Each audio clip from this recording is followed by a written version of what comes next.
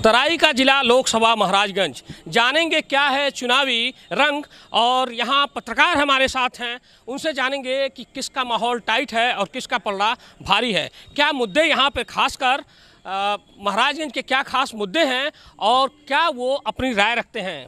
News 18 में आपका स्वागत है। सुनील श्रीवास्तव जी हैं राष्ट्रीय सहारा के प्रभारी। क्या कहना है, किसका पलड़ा भारी है?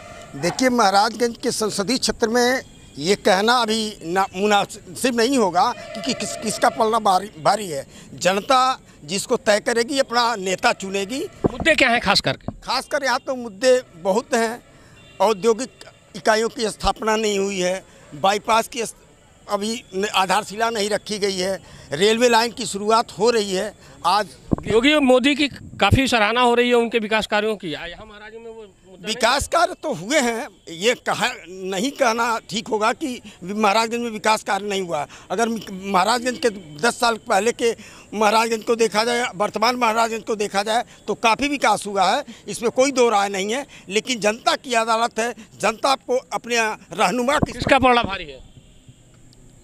पलड़ा दोनों लोग नीचे ऊपर चल रहा है, गठबंधन दोनों में कोई एक अभी किसी का कहना ठीक नहीं है, क्योंकि ये दिलचस्प है, लड़ाई दिलचस्प है। महाराज की जनता बोलती नहीं है, और जब बोलती है तो वो दिखा देती है।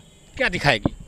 अपना वोट का हिसाब दिखाएगी जनता। आप पत्रकार हैं, आप समाज में घूम रहे हैं, क्या लगता है कि अभी फिलहाल क्या स्थिति है? अभी 4 दिन पहले गठबंधन की सरकार बहुत तेज आगे चल रही थी, लेकिन वर्तमान में 2 दिनों से यह दिख रहा है कि कहीं न कहीं योगी और मोदी जी का। प्रेस क्लब के उपाध्यक्ष ब्रजेश गुप्ता जी हमारे साथ हैं, काफ़ी अनुभवी हैं, राजनीतिक विशेषज्ञ भी हैं। क्या कहना है आपका? देखिए, महाराजगंज में एक तरफ भारतीय जनता पार्टी के प्रत्याशी पंकज चौधरी हैं, तो दूसरी तरफ इंडिया गठबंधन से वीरेंद्र चौधरी हैं। 2 चौधरियों के बीच जो है लड़ाई काफ़ी दिलचस्प देखा जा रहा है। हालांकि बहुजन समाज पार्टी की बात किया जाए तो बहुजन समाज पार्टी जो है 2014 में जो है दूसरे स्थान पर रही थी, लेकिन 2024 में बसपा के जो प्रत्याशी हैं मौसम आलम, वो दूर दूर तक नहीं नज़र आ रहे हैं। तो कुल मिला के देखा जाए 2 चौधरियों के बीच किसका पलड़ा कौन जो है यहाँ से जो है चुना। कांटे का मुकाबला है। मेरे साथ आज तक के सीनियर करस्पॉन्डेंट अमतेश त्रिपाठी हैं। अमतेश, किसका पलड़ा भारी है? देखिए, यहाँ जो है चुनाव शुरू में तो विकास के नाम पे होता है, लेकिन लास्ट में जो है जातीय गणित पे जो है मामला आकर के अटक जाता है। महाराज में जो है दलित बड़ी संख्या में है, ब्राह्मण बड़ी संख्या में और कुर्मी बड़ी संख्या में।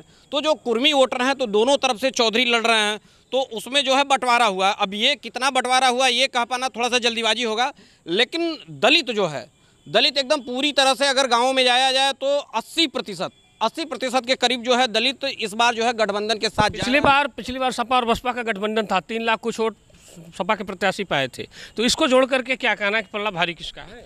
देखिए, वो राशन और तमाम योजनाएं जो हैं जो गरीबों के लिए है, एग्जैक्ट यही बात आ रही है कि जो योगी और मोदी की जो योजनाएं हैं, जो लाभार्थी परक योजनाएं हैं, उसका लाभ सीधे सीधे लोगों को मिल रहा है और वो बीजेपी की तरफ जा रहे हैं। हालांकि पत्रकार समाज बड़ा महत्वपूर्ण है और उनका ये कहना है कि लड़ाई दिलचस्प है।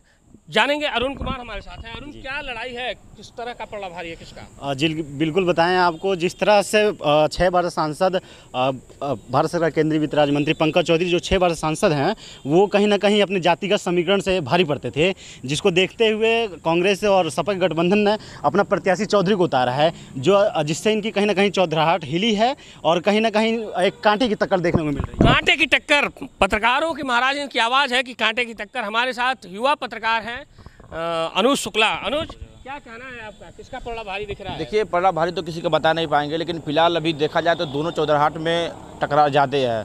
किसकी चौधराहट बरकरार रहेगी यह तो 4 जून को पता चलेगा। क्या मुद्दे खास करके महाराजगंज में अभी छाए हैं जो चुनाव है? मुद्दा वही विकास का मुद्दा छाया हुआ है कि जो चीनी मिले, विकास तो बीजेपी ने बहुत किया। अरे चीनी मिले बंद हैं, फिर क्या कहा जाता है कि कोई रोजगार नहीं है, कई सारे मुद्दे हैं छाए हुए हैं। क्या इन मुद्दों से बीजेपी पीछे हो रही है? नहीं, पीछे तो नहीं हो रही है, लेकिन फिलहाल देखिए आज अमित शाह आए हुए थे, एक जनसभा संबोधित किए और बताएं कि एक बार और सांसद जी को लाइए और चीनी मिल को मतलब चालू किया जाएगा। चीनी मिल एक अहम मुद्दा रहा है महाराजगंज की लोकसभा में। आपको बता दें कि चीनी मिल कुल 4 हैं, जो एक प्राइवेट है और बाकी 3 थी। बसपा की सरकार में उन्होंने बेच दिया था, ये आरोप आज अमित शाह ने भी लगाया है और उन्होंने कहा है कि 1.5 साल के अंदर एक चीनी मिल चलाएंगे और एक चीनी मिल को किसी अन्य योजना के तहत जोड़ करके, क्योंकि उसके पास काफ़ी लैंड बैंक है, उसको जोड़ करके और कुछ न कुछ एक नया विकास महाराजगंज को नया आयाम देंगे। ये बात सामने आई है। मेरे साथ राजेश पांडे जी हैं, वरिष्ठ पत्रकार। राजेश जी, किसका पलड़ा भारी दिख रहा है? देखिए, जहाँ तक पढ़ने की बात हो तो पूर्वांचल की जो राजनीति है वो जातीय समीकरण पर आके अटक जाती है। तो इस हिसाब से अभी जो ग्रामीण क्षेत्रों में बन रहा है वहाँ कहीं पे गठबंधन हावी है तो कहीं पे भी। लेकिन एक चीज़ और है कि भाजपा का जो वोट है वो साइलेंट वोट है।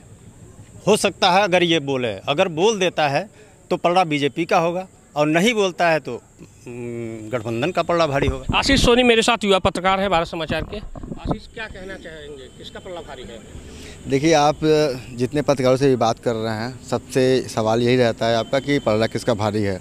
लेकिन आप पलड़े की बात देखें तो पूरे पूर्वांचल की मैं बात करूंगा, उत्तर प्रदेश की बात कर लीजिए आप, तो यहाँ पर जुगल जोड़ी राहुल और अखिलेश की जो है वो मोदी और योगी के नेम फेम में कहीं ना कहीं एक बड़ी ताबूक की तरह जाकर चुभी हुई है और पूरे उत्तर प्रदेश में राहुल और अखिलेश की जोड़ी जो है वो धमाल करती हुई नज़र आ रही है।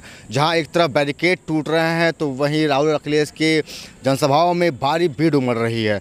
अब आप महाराजगंज की बात करेंगे तो महाराजगंज में जहां पे लड़ाई चौधरी बनाम चौधरी तोड़ने के अलावा योगी और मोदी की जो विकास परक योजनाएं हैं वो काम महाराजगंज में लोकसभा में हावी नहीं है। देखिए, महाराजगंज में विकास की चीज़ें हावी हैं, लेकिन इस बार जो जनता के बीच आप भी जा रहे हैं, मैं भी जा रहा हूं, देख रहे हैं कि यहाँ पर जनता अब महंगाई पर बात करने लगी है, जनता यहाँ पर बेरोजगारी पर बात करने लगी है।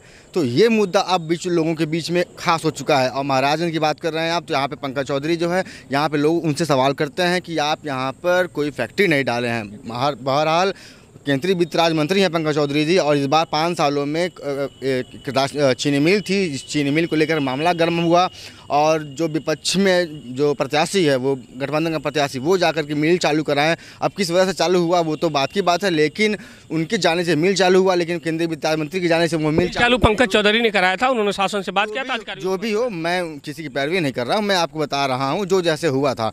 लेकिन उसके बाद जब यहाँ ग्राउंड की आप बात करेंगे तो यहाँ पर दोनों के बीच खासी लड़ाई देखने को मिल रही है। अब आप लड़ाई है, एक मिनट आशीष जी, आप इसी अंदाजा लगा लीजिए कि आज अमित शाह का दौरा था और उसके बाद दोपहर 2 घंटे ठीक बाद इस समय निरहुआ और अमरपाली दुबे रोड शो कर रहे हैं। शाह और मात के इस खेल में महाराजगंज लोकसभा में लड़ाई दिलचस्प है, ये कहना है महाराजगंज के पत्रकारों का। लेकिन महाराजगंज के जो खास मुद्दे थे उसमें किसानों का, बेरोजगारों का और यहाँ औद्योगिक मिलों की स्थापना का सबसे बड़ा मुद्दा है। यही वजह है कि यहाँ लड़ाई कांग्रेस और भाजपा में कड़ी मानी जा रही है। महाराजगंज से आशीष कुमार शुक्ला, न्यूज़ 18 उत्तर प्रदेश।